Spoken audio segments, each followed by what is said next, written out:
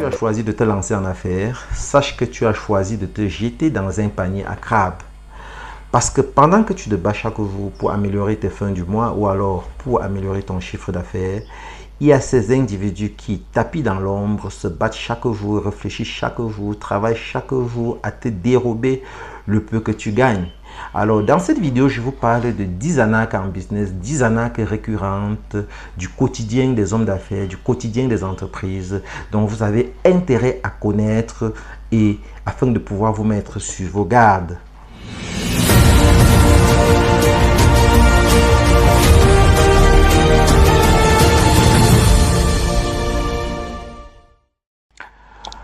Bonjour et bienvenue sur votre chaîne Réussite, la chaîne qui vous permet d'apprendre, d'entreprendre et de réussir.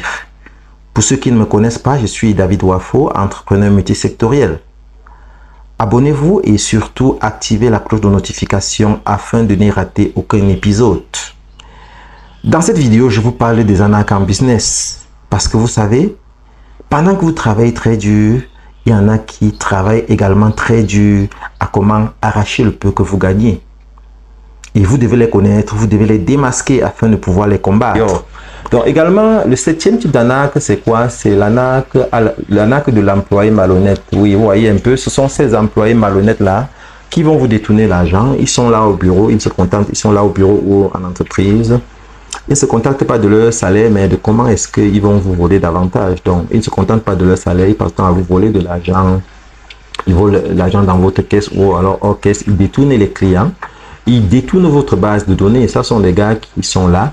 Ils utilisent la base de données pour offrir les mêmes prestations que vous pas derrière. Donc, il y en a ces voleurs-là qui sont dans vos magasins. Par exemple, ils ont la responsabilité, vous avez confié une entreprise de gérer, un magasin de gérer. Ils vont vendre la marchandise et ils vont remplacer. Ça se voit même dans les bars. Les gestionnaires de bars le font. Ils vendent de la bière et ils remplacent le stock. Donc, vous venez, quand vous faites l'inventaire, votre stock est toujours présent alors qu'ils ont passé le temps à s'enrichir. Entre-temps, c'est vous qui payez les charges locatives, vous le payez, vous payez les autres employés. Donc ça, c'est également des employés, le vol en entreprise. C'est vrai, ça existe, il est difficile de se faire passer, mais faites toujours un effort de limiter ça. Mettez des moyens de contrôle, mettez les caméras.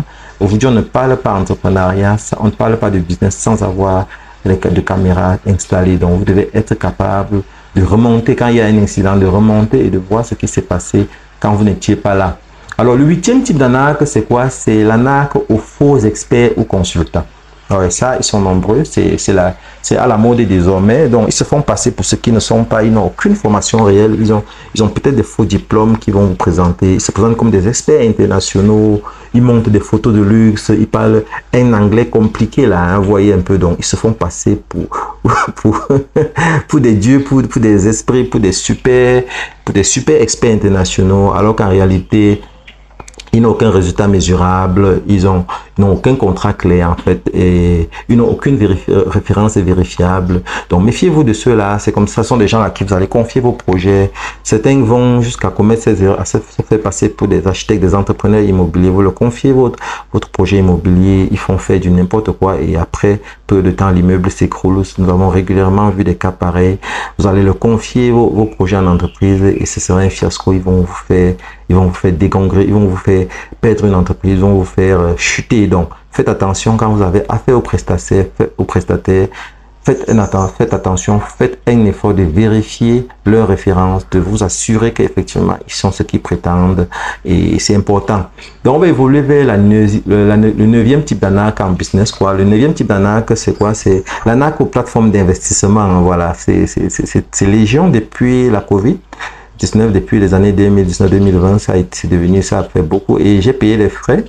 J'ai été victime également de ce type d'arnaque-là. Ils vont vous parler du trading. Ça, ce sont les arnaques dans le trading, la crypto-monnaie, le forex, l'investissement en immobilier collectif. Ou alors, ils vont vous promettre des résultats, des bénéfices allant de 10 à 30%, 50%, parfois 100% par mois. Hein. Donc ça, en réalité, c'est pas des business réels, mais ils ont mis sur pied des plateformes fictives et ils vont vous dire, vous investissez.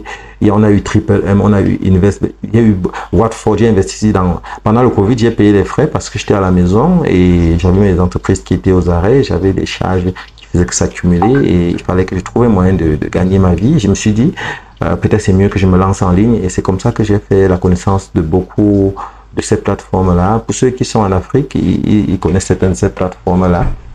Ceux qui sont également à l'étranger. Donc voilà, il y avait d'autres plateformes. Il a investi dans des plateformes comme Platinum, Watford, InvestBeth, Petron Pay. Bon, beaucoup, je ne peux vraiment pas compter. J'ai pris un crédit bancaire, malheureusement, l'une des grosses erreurs de ma vie. J'ai pris un crédit bancaire que j'ai investi dans cette plateforme-là qui, après 1 ou 2 mois, ils m'ont payé une ou deux fois et directement, c'était silence radio. Beaucoup de ces plateformes-là ont disparu. C'est comme ça que j'ai perdu beaucoup d'argent et il fallait que je me batte, pour pouvoir rembourser ce crédit. Donc, faites un effort d'éviter de tomber dans ce genre de piège-là. N'investissez pas dans ce que vous ne comprenez pas. Désormais, si vous voulez vous lancer dans des investissements, que ce soit dans... C'est vrai que le trading, ça paye, la crypto-monnaie, ça paye, le forex, ça paye. Mais faites un effort de bien vérifier, de vous former, de comprendre comment ça marche et de savoir quels sont les pourcentage réel, les marges bénéficiaires réels, qu'on ne vous raconte pas n'importe quoi et que vous allez prendre de l'argent et vous mettez. Et dans ces choses-là également, n'investissez que ce que vous êtes prêt à perdre. Parce que si vous n'êtes pas prêt à perdre un certain montant, ne vous lancez pas, n'investissez pas ça dans un business. Vous voyez un peu, parce que si c'est de l'argent emprunté, c'est du suicide que vous êtes en train de chercher. Donc, je vais évoluer alors vers la dernière 10e type d'arnaque. Je vais me limiter à la 10e parce qu'il y en a beaucoup. Donc, je vais me limiter à la 10e au 10e type d'arnaque, qui est l'arnaque au marketing digital mensonger.